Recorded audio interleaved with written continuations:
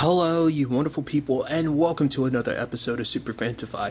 This being a show where we talk about TV shows of the supernatural, fantasy, and/or science fictional genre. For today's episode, I'm going to talk about the latest episode of The Rook, as well as the latest episode of Nosferatu. Like always, if I'm talking about something that you want to listen to, you can always look in the description down below. I include a time when I start talking about each of the respective shows. So, for example, if you want to hear what I say about this week's episode of The Rook, you can skip to what I say about this week's episode of Nosferatu. But the first thing I'm going to talk about is this week's episode of The Rook. A lot of interesting things went down in this episode, so let's break it down. In this episode, we have Mythony asking more questions about Glengrove. We end up finding out, because every time they brought up Bristol, much like Mythony, we've all kind of been under the impression like, oh, Bristol as in the place. No. It was talking about a Dr. Bristol. Apparently he was her therapist when she was at Glengrove. And so obviously she starts looking up files about him, but some of those files were lost in the fire, but it's also just it's hard to say whether those files were necessarily lost or whether they were just someone disposed of them, whatever the case may be. It's interesting because it's also at that same time there's a whole thing with the Gestalt, which was kind of an interesting scene because two of the Gestalts show up. It's the twins, and they're like, hey, like had to, file a report about me crashing the car, but it's like, was that, should I say, lie and say it was just kind of an accident, or should I say that the truth behind it is like, do we want to make us official, or do we want to keep this unofficial? Because for them it's like, oh, the reason why two of them are around is because you have less of an effect on me. When it's one-on-one, you have way more of an effect on me. It seems like we're able to kind of, because obviously that was something I brought up last episode too, because it's like that kiss resonated across all the other Gestalts as well. She was just kissing one and it resonated heavily against the three. Part of me wonders on some level, could it be that her powers are kind of like activated actively? And it seems like stuff in this episode, which I'll get to soon enough, emotion kind of plays a role in it. So maybe when she kissed Eliza, it resonated and hit all of the other Gestalt as well. Potentially, that might be something that it kind of resonated like that. But she's kind of trying to seduce them and stuff like that, because it's hard to say whether or not she's kind of getting caught up in the emotions of things too, or whether it's just because she's just trying to distract them so they're not looking into what she's looking into, but they look down and see, oh, she's looking into Bristol. It's like he's a creep, stay away from him. So I was like, okay, so it's like he did some creepy stuff. That's what I kind of assumed from that. I was like, so I was also under the impression that he was dead. Actually, he's not. He's actually alive, because they also referenced like him and his birds or something like that, and it turns out like there's birds in Mythony's place, and there's a place called the Glass House, and she goes there and actually meets up with Bristol. He's actually the only person she's 100% confided into about this whole memory loss situation. So all while that's happening, Monica's running her secret operation. She's tracing the guy, because what she was basically trying to do is follow them back to the person that I guess she was waiting for an opportune moment to strike, I guess. Maybe she was trying to gather enough evidence. The traffic situation allowed for a situation where it's like she couldn't get to them in time, but by the time she gets to him, the EVA had escaped, and the dude transporting him had no memory. So it's like, okay, right there you're like, okay, so whoever this is the reason why Mythony doesn't have any memories right now. Well, about herself at the very least.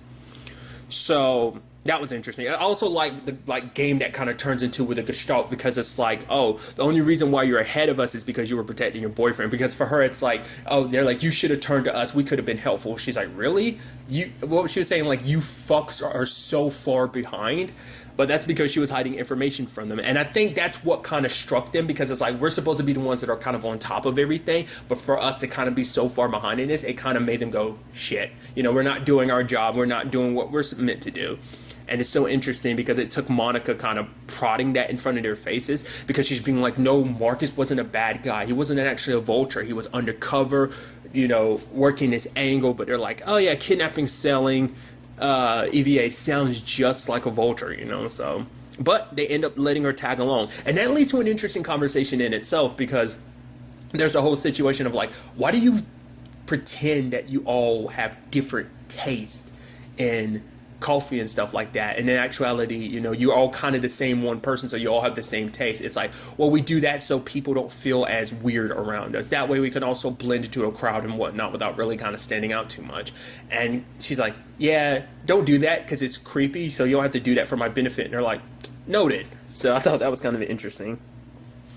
At the same time, you have Linda doing her thing. She's bringing the Gestalt in, telling him, it's like, oh yeah, monitor the interview with the Russians, but don't get anything recorded. It's like, why is that? But it's like, oh, because Linda doesn't, she's keeping everybody at bay about this whole Mythony thing, not letting anyone know about her memory loss. So I'm like, okay, which I'll get to that later on. And then there's the whole,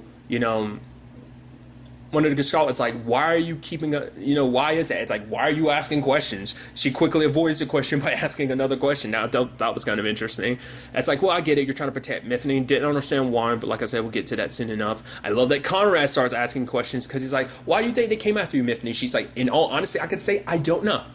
And she's honestly being as truthful as she can be because she doesn't know a lot. But Conrad's just like, yeah, there's something here. To the point he goes investigating her place. I was thinking he was going to find her that room with all the files and stuff, her videos. But to be fair, it's behind a locked door with codes and stuff like that. So even he's not going to be able to do that. But he found the key, the blue key, and I'm like, oh, no, that's interesting. What's going to happen with that? He goes and asks Linda about everything. Linda's like, I don't know what you're talking about. I'm like, wow. I was halfway expecting Linda to tell him, and like, okay, the truth is, I thought it was like, hey, here we go. Mythony's memories are going.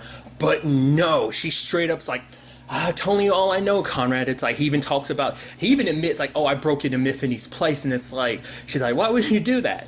Because it's interesting too, because Conrad had brought up a point too earlier, like, why Mythony specifically? It's like, because the fact of the matter is, it's like, why would the Lugat and whatnot take an interest in her? It's not like she's a high-ranking member of even the Shikei. Like, the fact of the matter is, there are higher-ranking people, maybe even people undercover, but her being in the position that she is as a Rook, she's more of a, she's kind of a behind-the-scenes person. It's not like she's even an active agent. So how would they really know? Like, why would they even take an interest in her? It's because they know about her abilities somehow, which we'll kind of circle back to that later on as well. Like I said, everything's just kind of connected.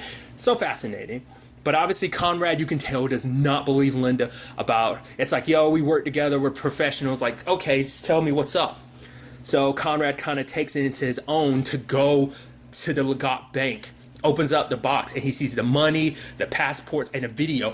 I'm assuming that video is going to be related to Mythony not having memory. She's like, okay, the fact of the matter is I've set this up in case you do decide to go this. It's probably going to give Conrad some context to a lot of stuff. For him, it's probably going to look like, okay, she's getting money from the Legat for selling out people or whatever. Maybe that's what he might be thinking. And he might be thinking like, oh, this is her, oh, I need to run type of thing. So it might not be like, he might think that this is her trying to have an exit strategy from whatever shady stuff that she might be up to. That might be a conclusion he makes. Once again, that depends on what's on that video, because it might give him more context to everything, but we'll get to that soon enough. Like I said, I'm trying not to talk up, because like everything is connected, because sadly, Linda went to try and find Nazim. It was like she was able to contact him through a phone. I was like, oh, is that supposed to be like Marcus's phone or something? It's like, is that how, we don't know for sure if that's what that's supposed to be, but I'm assuming that was supposed to be his phone, but I guess it's someone else's. Like I said, get to that soon enough. So, but Nazim saw that it was her, Linda there, didn't trust her, so he ended up leaving, which makes me wonder later, well, I guess maybe he knows Linda specifically, so that's why he didn't approach her. Or at the very least, it's like, you're not the person I thought was going to be here, so of course I'm not going to trust you or whatever, go over to you. Okay, circling back to Mythony and Bristol, he ends up giving her some files, showing her, some of his notes on her. Basically, we see a video basically showing like, hey, like initially the thought was like, okay, pain might be one of the triggers for her powers, because it seems like that situation with her parents. In particular, we learn her parents are dead, or at the very least, she didn't kill her parents. Basically, her power just knocked them out, as well as did the same thing to some people who, paramedics who came to pick her up. So, but she can't consistently use her powers. So they were trying to figure out what was a trigger for it. At first they thought pain, like she kind of cuts herself a little bit with a knife and tries her powers on a bird. Once again, it's been a while, so I feel like I've forgotten exactly what Mythony's powers do. Basically, it's like she sends like she sends electricity through your body, essentially, like on the inside. Like, I know it's like some kind of like neurotransmission type of thing. So, but I still don't 100% quite understand it. I don't know whether it's a situation of when she used it on her bird, like the bird was kind of spreading its wings. The question was like, was she sending the electrical signals to its brain causing it to do that? Or was the electricity supposed to just be surging throughout its body? So it was kind of like its body was kind of like reacting, because like your whole body kind of works on networks of essentially electricity. So it's like that's what I was wondering about. So there's that angle to everything. But it's like, hey, the power's working and everything. I immediately had this feeling that he wasn't telling everything. I was like, you two had a relationship, didn't you? But he kept not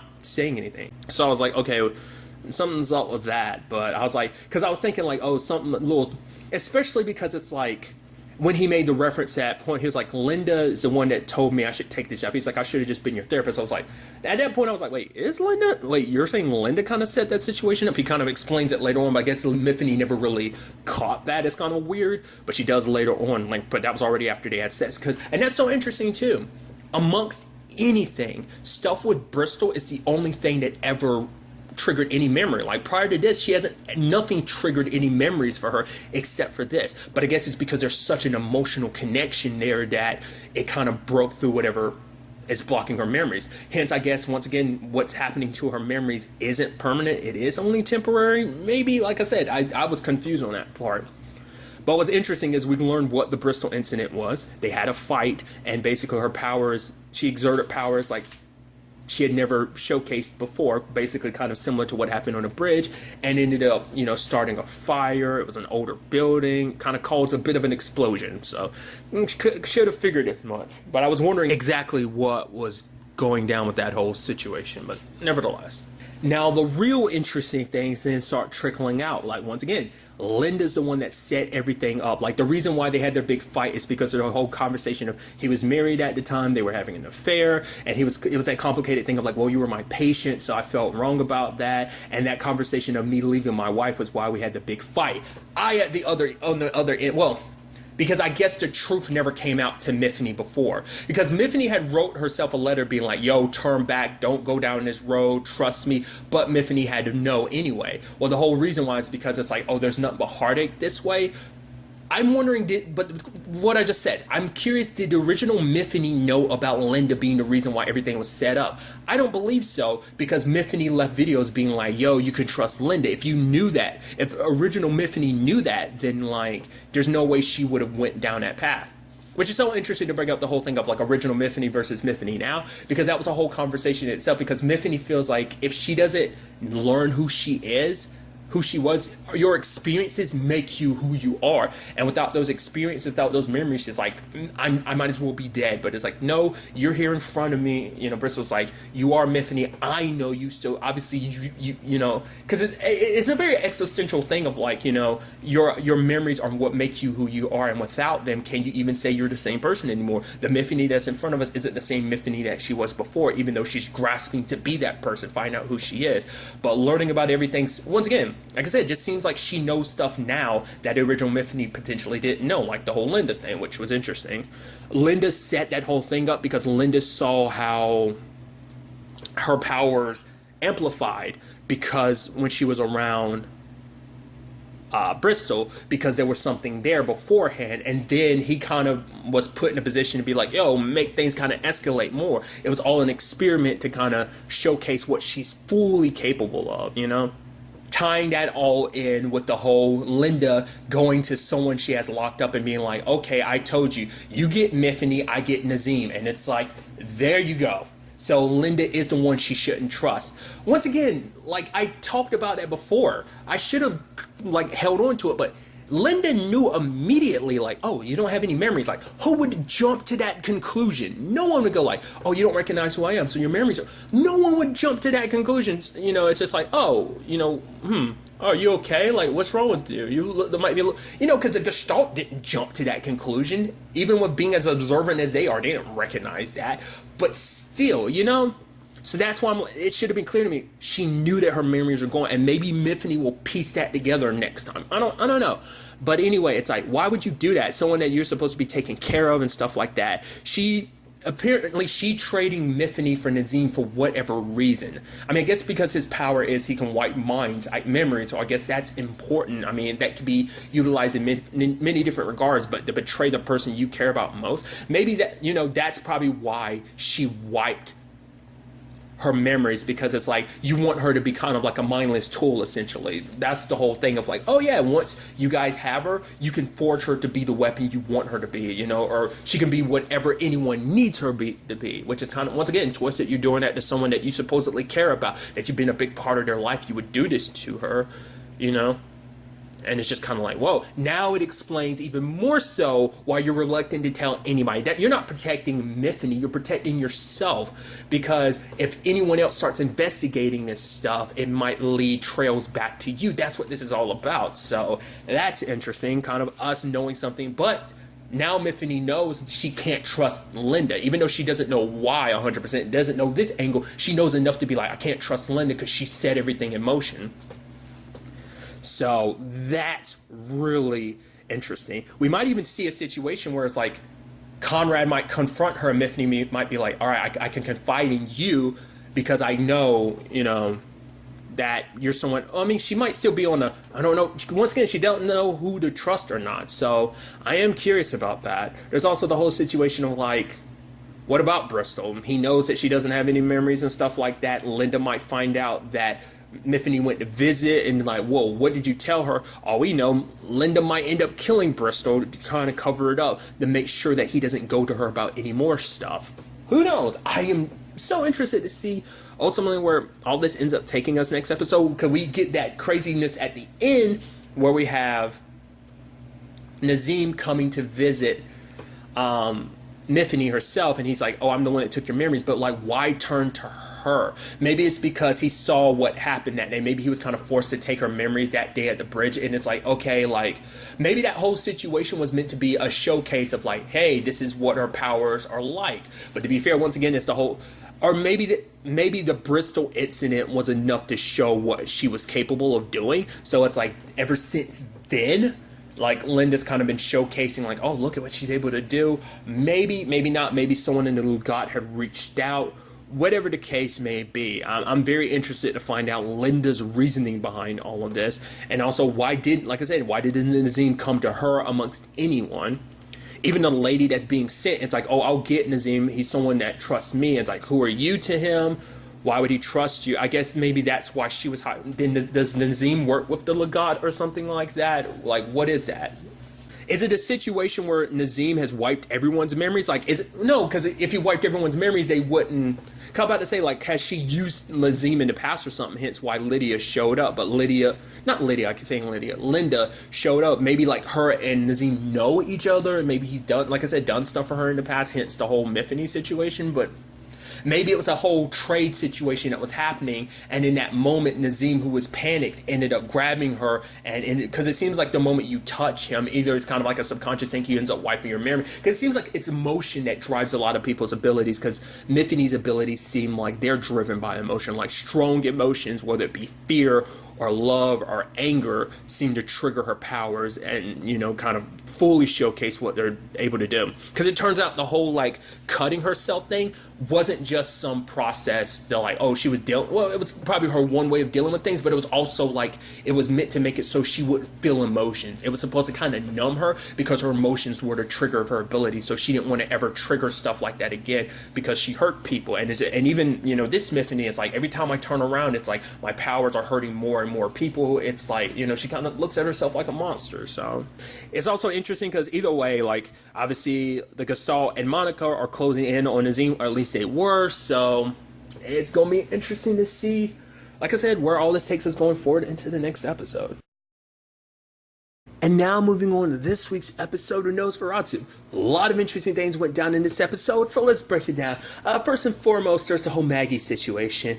She kind of figures what happened to Joe, but I think there's a part of her that didn't want to accept it. So obviously she's kind of breaking down. She's kind of cleaning Joe's place up. It's like there's just some part of her that's kind of hoping, like, okay, maybe if I'm lucky, like, he will come back. She tries calling Joe's phone, gets his voicemail. She even questions calling Vic, but she's probably like, no, like I was like, no, I'm done with all this, so I can't call Vic. And maybe at the same time, it's just kind of like I pushed her away. There's no way Vic will come help me. So she's all alone. So she's desperate. She calls her mom. When she's even shocked that her mom picks up, and it's like, oh, you can come home at any time. It's like, yes. But then there's the whole stipulations that she has to follow. One, obviously, drug tests and stuff like that. And then another one that kind of stands out, no more girls. It's like, okay, because let's not forget the reason why Maggie's in this situation in the first place is because her parents are, in particular, her mom is very religious. And so her mom kind of treats her as kind of like a demon, but it's also like, oh, she's super religious, so we're on a super against it, probably,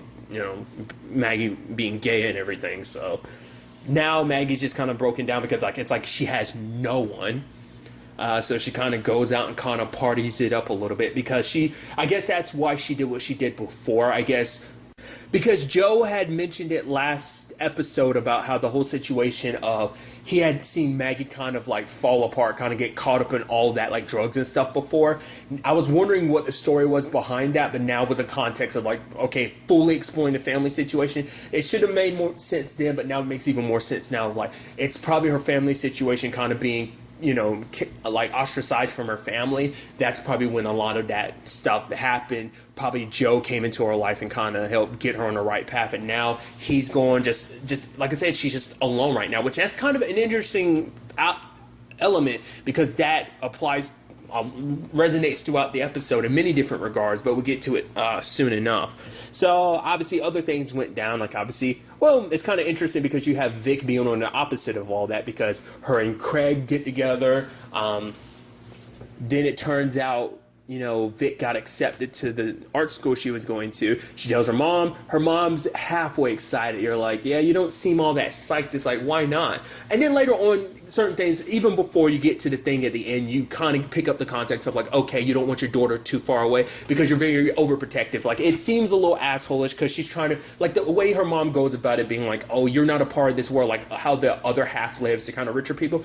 You aren't in that world. You might think you're smart. You're smarter than me, whatever. The fact is, I'm still a parent. The fact of the matter, kind of saying like, you don't belong in that world, you belong here. Kind of almost like, it's like her mom, it's like, oh no, I'm proud of you and stuff like that. It's like, yeah, but you say that while at the same time shitting on her accomplishment. The only one who kind of went full wholeheartedly about the situation was her dad, which I think that in itself probably causes even more issues. I'm sure that pisses, her mom off even more because it's like, oh, I'm the bad guy, where he gets to come, show up and be the hero after everything, Because even her dad shows up and he's like, oh no, like after the bike fest thing, like weekend, he ended up stopped drinking. And obviously her mom is like, oh yeah, I give that a week. No matter, nothing before was enough to make him stop drinking, but Vic hit him with a hard dose of reality. She tries to apologize. The things I said, he's like, no, you were right to say them. They were 100% true. So, but you do see, like I said, Vic is kind of enjoying it. She's spending time with Craig. They're having fun together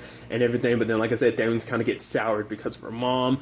Bean breaks into her place, kind of ends up going through some of her stuff. And I guess it just reaffirms what he already thinks, like, oh man, she's a bad person, like she's got alcohol, I think there's some drugs in there and stuff like that. So it's like, oh, she got condoms, it's like, oh, she's a naughty person anyway. And because of him doing that, Vic's mom finds the stuff and, kind of chews Vic out. And it's like, oh, the fact of the matter is your computer and all that stuff I took it from. She's like, I'm 18. It's like, yeah, but while you're living under my roof, you go by my rules. And Vic's just kind of laughing. And it's like, oh, you think that's all funny? You could say bye-bye to college, too, because all this shows me that you're not ready to live on your... The moment she said that, I was like... that's when the irony kind of popped on me because I know you're afraid of being alone, so that's what this is really all about. I thought it was more so about the aspect of like, I get it, you just want to protect your child, don't want her to be too far away because you've kept her in this bubble and you want to keep her in that bubble, but it's like, it's for more selfish reasons actually, which I'll go ahead and talk about. But I just thought it was kind of interesting because, like, she literally threw a bottle at Vic because Vic was kind of like, oh yeah, you're lonely, loser, no wonder dad left you. And she snapped and threw a bottle at her daughter, which is like, that wasn't good. But once again, it's the whole thing of like that doctor in the hospital talked about it. It's kind of the cycle of abuse. She was getting abused by Vic's mom, so the abuse kind of goes from mother to daughter, father to mother, mother to daughter type of situation. It was never like physical on her mom's side of things necessarily. Was it? I think she might have talked about the fact is that her dad never hit her, but her mom might have and stuff like that. But like I said, it's just, it fits the cycle and everything. And we kind of see that because we've never really seen her mom violent towards her. But I think her saying that was just kind of like, how dare you, shut your damn mouth type of thing. It's just kind of like, it was basically Vic, like, hit a nerve. She basically poked at some of her mom's insecurities in that statement of just like, oh, I've lived here my entire life. Your dad left me, you know, and obviously left you for another woman. So that obviously just kind of pissed her off. But later on, Vic talks about the fact that it's like, all this is about, it's not because, oh, you didn't stay with dad for my sake. You might want to justify it like that, but really, like, you weren't scared. You're a coward. Well, I think that's exactly what I think that's what she said. It's like, basically, which is kind of a very fucked up thing to say. Like, she could have found a more tactful way to say it, but basically it was like, you're afraid of being alone. Like, the moment dad and I are gone, you're not going to have anyone but yourself to blame. Essentially, because it's that thing of like, her life being what it is because of the situation she's in. So she has other people to blame. She can take it out on Vic's dad. She can take it out on Vic. But without them there, you know, but without them, she kind of has no one and nothing else. Hence why I was talking about like, oh yeah, everyone's kind of alone in certain regards in this episode. So it's actually kind of sad when you actually kind of break down the psychology of like this whole family dynamic in that regard. But Bing ended up kidnapping Vic, and that turns into a whole thing because obviously he thinks like, oh, Vic, you're evil and stuff like that. Because for him, he was waiting for Charlie to call him, but in that time frame, Charlie didn't call him. So it's like, oh, I'm on the bad list. It's because of Vic. Oh, I'm going to make her pay. He's like, if I can hurt you, basically get rid of you, Mr. Minx will take me back, is what his justification was. Because it's like, yeah, we were friends. Maybe we could be again, but the fact of the matter is you're on a naughty list, so I need to put you... if I get rid of you, I'll be on a nice list again and stuff like that. So, but I did like how Vic took the situation and trying to spin it to her advantage of being like, oh, you do that? You're going to be on the naughty list forever, because the fact of the matter is Charlie wants me in Christmas Land. He's like, oh yeah, like I should go to Christmas Land and be with him, which he did. So it's like, it's not like she's lying either, but it's like, wait, he did? Because obviously it hits him because Bing's like, I haven't been to Christmas Land. I'm on a naughty list, but you're naughty, but you're getting to go to Christmas Land. Wait, what? That doesn't make any sense. But in his mindset, it's like, I have to get rid of you even more so now because I can't even take the chance that you might tell Charlie, you know, and I can't get into Christmas Land. It's actually kind of interesting when he breaks down kind of why he's so obsessed with Christmas Land, because Christmas were some of his favorite memories with his whole complicated situation with his family. There were good moments, and so for him, the thought of having Christmas be like every day in a place is wonderful, you know, because Vic could kind of understand, because she had like some of her happiest moments or like situations with her family. And then, you know, it's like she goes like, oh yeah, I got into college. She's like, wait, what? You got super excited because like you're in college, you got accepted to college. It's like, oh, we almost have this normal sweet moment between them where he's like, you got into the college? Great, that's awesome. The happiest moment I ever had was when I killed my parents. It's like, woo! It went from like, oh, there's some normalcy, and it went straight to Crazy Town. That was a hard 180 to Crazy Town. I mean, we're already in Crazy Town, but it feels like, I mean, granted, we already knew it, but it's just like the fact is for the conversation to be somewhat normal and then just drop down to crazy like that. It's, well, crazy. He even talks about it because obviously he killed his dad because his dad was a bully. Killed his mom because it's like she was a scaredy cat. She didn't look after him. She didn't take care of him. And then he talks about the whole, Vic is like, oh, so it must have been Charlie. He knew about your parents' situation, so he asked you to do that to Sharon. It's like, nope, I did that on my own. The fact is, it's like, oh, her skin was so beautiful and so soft. And he talks about she smelled like cigarettes and whatnot, but she tasted the same. I'm like, Jesus, like the fact is she was naked and everything kind of proves like, yeah, he pretty much did what we thought he did. Because he, once again, it's kind of like this psychological thing where he basically was trying to repeat what he did to his mom to Sharon. And I think luckily Vic was able to get away because I think he was going to repeat the same thing too. So, but I did like the whole Craig thing of Craig being like, I'm gonna kill him, like, but Vic's like, dude, I literally went through a traumatic event like that. I don't need to be worrying about you on top of it. Maggie, at the same time, like, obviously Maggie's like falling apart, like, looking at herself in the mirror, it just probably makes her even more pissed at herself just because everything's wrong. Joe's gone. She has no one. She feels alone. Even drowning herself, partying it up in drugs, it's not enough to kind of make her see herself any differently, of just still not feeling safe, and it's just everything's wrong and everything's broken. So for her, she just, keeps popping pills, and she uses her bag, which her bag magically popped up again. I guess no matter where she goes. I'd actually forgotten to talk about that. Her bag actually told her that Joe was dead. It confirmed what she already felt, but her back confirming it like that. Now, what was interesting is when she was looking for Vic's bike, and it's like, okay, where's the brat's bike? And it says the brat. I'm like, okay. My mind immediately went one place where it's like, okay, Jolene's had the whole conversation on you can have multiple knives and everything. I was thinking like, oh, are we going to find out the trick with her is that she is the knife, that basically, you know, she can turn any bike. She just has to use her thing to, like, she just, I mean, to be fair, I was like, why didn't it work before? But I was like, maybe if she focuses enough, she can turn any bike into her knife. I mean, that doesn't mean, well, maybe that's a possibility, but that's where my mind initially went. But it turns out it's like, no. And then Maggie was like, oh yeah, you know, my Scrabble bag may be, you know, cryptic, but it's never wrong.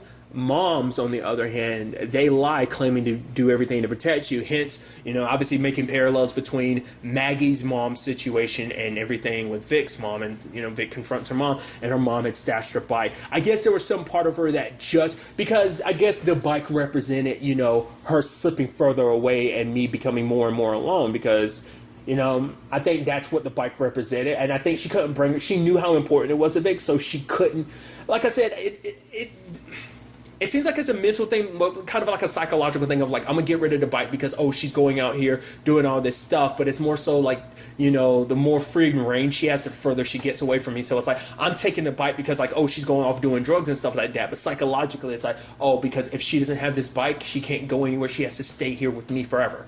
So that was just kind of interesting when you actually break it down like that. But Vic uses her bike to get to Maggie, and luckily she was able to get to Maggie in time to save her. It's like, yes! It's like, yay. And, you know, because even it's like, you know, oh, you're the only one that can stop Charlie. But Vic was like, no, we're a team. We're in this together. So I'm glad to see them reunited. And, you know, Vic is, you know, going to be there to kind of help pet Maggie back up, you know. So I'm interested to see kind of, you know, where things kind of take off for them going forward. But at the same time, there's also the situation with Charlie. He goes to some place, was it Parnassus?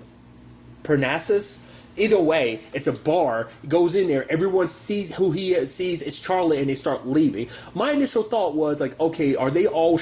Because obviously he has that conversation with that dude. What's his name? Like Abe. The whole conversation about like Jolene and stuff. So I was like, oh, okay, so you're a strong creative as well. I was like, was everyone else in the bar one? But it's most likely like he's the strong creative. Everyone else is just random people that hit the bar. But I guess like Charlie's in there enough for people to be like, whoa, gotta stay the hell away from Charlie. Maybe people know about Charlie's pal and what he can do. Or maybe he's not even a strong creative. I assume he is because he's in that world, but who knows? Well, because he had made a point that like, oh yeah, he saw the shorter way pop up on the map, and it's hit in his neck of the woods. Because as we saw with Charlie's map, there were other strong creatives, inscapes around close enough proximity to each other's inscapes, you know, to other, you know, strong creatives' inscapes. But nevertheless, it led to some interesting conversations. One, we found out Charlie's mom is a prostitute. Kind of lends itself more to why he kind of looks at... Because when we actually break it down, it's more so the mothers he takes stuff out on. And it's like, well, we now see the psychology behind why he does that. Because it's like, because his mom was a prostitute, it's like, oh, his mom put her, like, oh, she devoted, because he had basically mentioned, like, oh, she kind of gave into her proclivities or whatever, and now we kind of understand more the context of it, like, because I didn't even think about that too now, because, like, yeah, most of the people that end up getting killed were the moms. The boyfriends got killed too, but it's like, Daniel's mom in the beginning, and obviously Sharon's mom, they're the ones that kind of get removed from the picture more so than in it, because I mean, I guess he wasn't there at the time, but like Haley's dad was never bothered with. They never circled back to get rid of him, but it's like, because the mom was there. It's also because like, oh, she had to once again, it's like, oh, she was having sex. The same thing with Daniel's mom. She was having sex, so it's like, oh, how dare you, you're putting your sexual needs before your children. So it's like, that's what triggers that in Charlie, you know. So I think the old lady he had met up with again after all these years, I think she was kind of in a similar thing. And once again, it's kind of putting your, proclivities as well as like your vices kind of above your children. So that kind of made a lot of sense. But obviously there's a whole conversation about like, okay, the dude even being like, Charlie, you need to kill this Vic person. Like, is she really worth all that trouble? But for Charlie, it's like, she is. My children need a mother. And, you know, even though we're kind of on opposite sides, he sees something in Vic. He's actually kind of sprung on Vic. It's like, she's so pure, and it's, you know, she's special and she's pure. And he's like, wow, I've never heard you give the whole virgin speech since you proposed to Jolene. What was it he also said about Jolene? Whatever the case may be, it was interesting to see, like even after everything, Charlie being so like, nah, so team Vic, because he sees something in Vic where it's like, no, I need to get her on my side, whereas the other dude is like, you might as well kill her. It's so interesting. I wonder, is it because, like, is it just because straight up Charlie's his friend, so he wants to look out for Charlie, even though because it's so interesting. I guess there's some people who are just okay with what Charlie does, kidnapping kids and stuff like that. It's like, well, he's not killing them, he's bringing them into that world and kind of giving them kind of eternal life like that. It even turns out, because obviously Charlie was married before, apparently, so it's like, it went from, like, his words, my whore mother, to my nagging wife, so... Because even the dude was like, yeah, Charlie hasn't had the best luck when it comes to women in general in his life.